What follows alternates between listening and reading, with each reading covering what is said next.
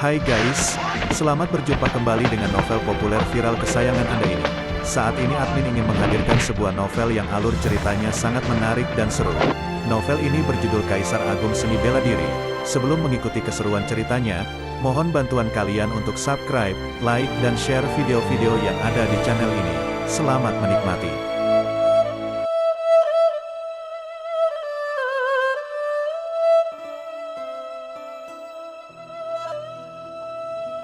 Kaisar Agung Seni Bela Diri, Bab 334, Hadiah.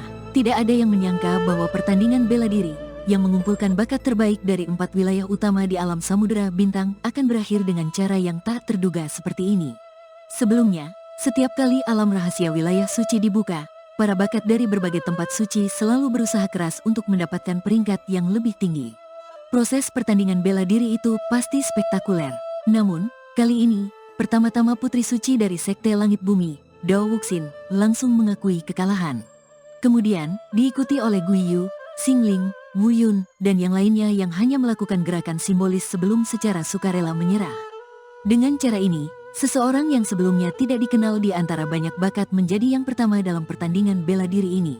Banyak pandangan skeptis tertuju pada Luo Xiu di atas panggung pertandingan bela diri, kecuali sedikit orang, sebagian besar adalah penonton yang tidak tahu apa-apa.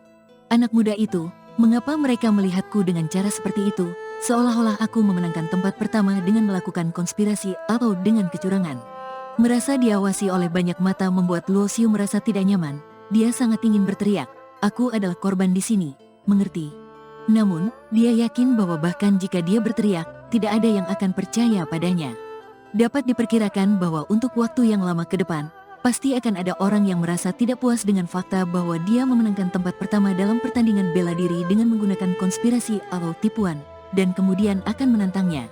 Hehe, selamat kepada Luo Xiu, yang meraih tempat pertama dalam pertandingan ini. Di atas awan, Patriark Api Wu Qiu berdiri dan tertawa dengan keras. Menurut kebiasaan, penonton yang hadir biasanya akan memberikan tepuk tangan dan sorak-sorai yang meriah. Namun, kali ini, suasana menjadi aneh dan hening. Aku tidak terima, ya, kami tidak terima. Xingling dan Wu Yun dengan jelas sengaja menyerah untuk memberinya tempat pertama. Pasti ada konspirasi atau tipuan yang dilakukan oleh pria itu. Banyak penggemar fanatik dari Xingling dan Wu Yun berteriak dengan keras dan marah. Mendengar kata-kata ini, Luo Xiu tidak bisa menahan diri dan bibirnya berkedut 2 kali. Dia berpikir bahwa orang-orang ini benar-benar tidak tahu malu. Jika dia benar-benar memiliki kekuatan untuk mengancam Guiyu, Xingling, dan Wu Yun sehingga mereka menyerah, mengapa dia masih perlu berpartisipasi dalam pertandingan untuk memperoleh kesempatan masuk ke wilayah rahasia suci untuk berlatih? Sebagai salah satu dari 4 suci abadi terkuat di alam Samudera Bintang, bagaimana mungkin mereka begitu mudah dipengaruhi oleh orang lain? Dasar kumpulan kepala babi. Luo Xiu menggelengkan kepalanya tanpa kata. Sementara itu, Luo Xiu juga melihat bahwa Wu Yun, Xingling, dan Guiyu tidak melihatnya sama sekali. Mereka menunjukkan sikap angkuh dan sombong, tetapi hanya Dao Wuxin dari Sekte Langit Bumi yang mengangguk padanya dengan lembut dan berkata, "Selamat, Tuan Luo." Ucapan selamat dari Dao Wuxin membuat Wu Yun, Xingling, dan Guiyu mengerutkan kening. Dalam pemikirannya, mereka telah berkompetisi secara diam-diam, memperlihatkan sebagian kekuatan mereka dalam pertandingan, sambil menyembunyikan kekuatan sejati mereka. Oleh karena itu, mereka secara sukarela melemparkan seseorang keluar, dan alasan mereka memilih Luo Xiu adalah karena dia tidak memiliki latar belakang yang kuat, dan juga karena Dao Wuxin secara sukarela menyerah.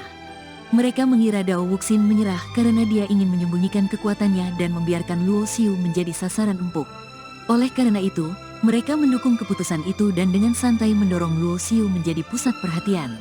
Namun, melihat Dao Wuxin sekali lagi memberi selamat pada Luo Xiu, membuat Guiyu dan Xingling merasa bingung. Ada apa dengannya sehingga memberi selamat kepada seseorang yang telah mereka manfaatkan sepenuhnya. Meskipun Luo Xiu secara resmi memenangkan gelar juara dalam pertandingan ini, tetapi di mata Xingling, Guiyu, dan Wu Yun, dia masih hanyalah seorang pemain kecil yang dimanfaatkan, lalu dibuang dengan sembarangan oleh mereka. Tentu saja, Dao Wuxin tidak akan menjelaskan hal ini kepada mereka. Alasannya untuk menyerah kepada Luo Xiu langsung karena bakat alaminya yang unik, dan ucapan selamat kepada Luo Xiu juga merupakan penghargaan yang tulus. Karena di antara semua orang yang hadir, hanya Luo Xiu yang memberinya perasaan ancaman yang paling kuat. Xingling, Wu Yun, Gui Yu dan yang lainnya berpikir bahwa Luo Xiu menjadi juara pertama karena mereka secara sengaja menyerah. Tetapi jika pertempuran sebenarnya terjadi, mereka mungkin tidak akan menjadi lawan yang sepadan untuk Luo Xiu. Dao Wuxin yakin bahwa Luo Xiu pasti memiliki rahasia dan kekuatan yang lebih besar yang disembunyikan, sehingga dia tertarik untuk mendekatinya. Namun, menghadapi ucapan selamatnya, Luo Xiu seolah-olah tidak mendengarnya sama sekali dan sama sekali tidak memperdulikan maksudnya. Sikap ini membuat Dao Wuxin merasa heran, mengingat identitasnya sebagai putri suci dari Sekte Langit Bumi tidak masuk akal bagi dia untuk diabaikan. Dan dia menduga bahwa Luo Xiu mungkin merasa bahwa dia ditunjuk sebagai kambing hitam karena dirinya. Namun, dengan orang lain di sekitar, dia tidak bisa terlalu menuntut dan juga akan tampak rendah diri jika dia menjelaskan. Jadi, dia memilih untuk diam. Pemuda itu sangat sombong, sampai-sampai dia bahkan mengabaikan ucapan selamat dari Putri Suci. Apakah dia mengira dirinya sebagai ahli muda teratas generasinya? Seseorang mengejek dengan ekspresi meremehkan.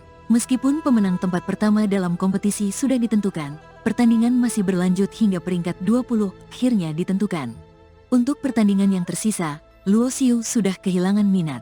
Dia tahu bahwa para bakat dari tempat-tempat suci ini tidak berniat menggunakan kekuatan sejati mereka dalam pertarungan ini, hanya sekadar angin lalu saja.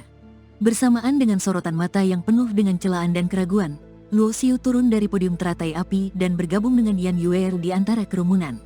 Luo Xiu, kau benar-benar luar biasa. Wajah Yan Yuer bersinar dengan kegembiraan. Meskipun dia juga menyadari bahwa seluruh proses pertandingan bela diri agak aneh, tetapi baginya, prestasi Luo Xiu meraih tempat pertama tetap merupakan hal yang baik. Tentang semua kecurigaan orang terhadap apakah Luo Xiu melakukan sesuatu selama pertandingan, Yan Yuer hanya menganggapnya remeh. Dia percaya bahwa Luo Xiu bukanlah tipe orang seperti itu. Di mana Kifatian? Luo Xiu melihat sekeliling, tapi tidak melihat bayangan Kifatian. Nampaknya Kifatian sudah pergi karena ada beberapa urusan yang harus diurusnya. Yan Yuer berkata, kita akan kembali ke penginapan. Tatapan orang-orang di sekitar membuat Luo Xiu selalu mengernyitkan kening. Beberapa saat kemudian, keduanya kembali ke penginapan yang disiapkan oleh Kifatian di kota. Namun, tidak lama setelah Luo Xiu kembali ke penginapan, seorang tua mendatangi pintu kamarnya. Dia adalah seorang tua dengan janggut putih, auranya terkendali, dan kultivasinya mendalam. Dilihat dari aura garis kehidupan di dalam tubuhnya, dia pasti adalah seorang ahli di atas tingkat kaisar bela diri. Tuan Luo, saya diutus oleh Patriark Api untuk memberikan beberapa barang kepada Anda. Kata tua itu, silakan masuk. Luo Xiu memberi isyarat untuk masuk. Namun, tua itu menggelengkan kepala. Saya harus kembali untuk memberikan laporan, jadi saya tidak akan masuk. Dengan berkata begitu, dia mengeluarkan sebuah kotak kayu berwarna hijau dan memberikannya kepada Luo Xiu. Setelah menerima kotak kayu berwarna hijau tersebut, pria tua itu berbalik dan pergi tanpa berlama-lama. Setelah menutup pintu kamar, Luo Xiu kembali ke dalam. Ini, Yan Yuer melihatnya membawa kotak kayu hijau dan menunjukkan ekspresi penasaran. Patriark yang mengirimkannya, kata Luo Xiu. Sambil berbicara, Luo Xiu membuka kotak kayu. Di dalamnya terdapat 4 barang, sebuah botol giok, sebuah pedang kecil berwarna hitam seukuran jari, sebuah kotak batu berwarna biru, dan sebuah gulungan giok kuno. Luo Xiu pertama-tama mengeluarkan botol giok, melepas penutupnya, dan aroma obat yang menarik segera menyebar di seluruh ruangan. Aroma obat yang kental, hanya dengan menciumnya, saya merasa seperti kultivasi saya akan segera mencapai puncaknya. Mata Yan Yuer berbinar, dia tahu bahwa Luo Xiu adalah seorang ahli alkimia tingkat 7, tetapi bahkan dengan pil tingkat 7, itu tidak akan memberinya perasaan yang mendekati puncak kultivasi. Harus diingat bahwa kultivasinya telah mencapai tingkat ke-9 penguasa bela diri, hanya butuh 1 langkah lagi untuk mencapai tingkat pangeran bela diri, dan menembus tingkat kultivasi yang lebih tinggi tidaklah mudah. Ini adalah pil naga. Luo Xiu tersenyum, menutup kembali botolnya. Pil naga. Yan Yuer terkejut, karena nama pil naga memiliki reputasi yang besar. Katanya, selama kultivator berada di bawah tingkat santo bela diri, tidak peduli apa kesulitan yang dihadapi dalam kultivasi, pil naga dapat membantu mereka menembusnya. Terutama ketika seorang penguasa bela diri yang mencapai tingkat ke-9 ingin menembus ke tingkat pangeran bela diri, dengan menggunakan pil naga, yang mengandung hukum khusus yang dapat mengatasi kekurangan tertentu dalam kultivasi mereka, mereka dapat menembus tanpa hambatan. Inilah yang membuat pil naga begitu berharga. Bahkan jika umur seseorang hampir habis, hanya dengan mendapatkan pil naga dan menembus ke tingkat kultivasi yang lebih tinggi setelah mengonsumsinya, umur mereka akan meningkat secara signifikan, hidup selama ratusan hingga ribuan tahun lagi. Pil naga dianggap sebagai harta paling berharga bagi kultivator bela diri, tidak berlebihan sama sekali.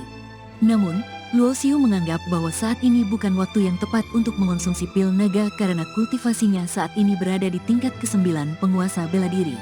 Setelah menyimpan pil naga, Luo Xiu mengambil pedang kecil berwarna hitam yang terbuat dari bahan yang tampaknya mengandung kekuatan kematian.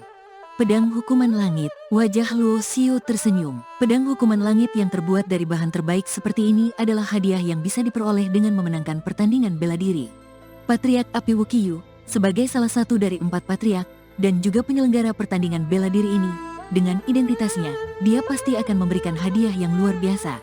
Dan yang paling memuaskan bagi Luo Xiu adalah pedang hukuman langit ini terbuat dari bahan yang mengandung kekuatan kematian.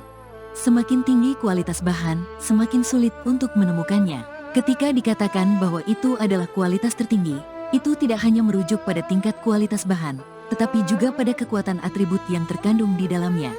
Pedang perang yang dapat dibuat dari bahan berkualitas tertinggi setidaknya harus berada di tingkat ke-8, dan karena mengandung kekuatan kematian, nilainya sudah setara dengan bahan tingkat 9. Pedang perang yang terbuat dari bahan seperti ini, bahkan seorang kaisar bela diri akan menghabiskan seluruh hartanya, tetapi mereka masih mungkin tidak bisa membelinya.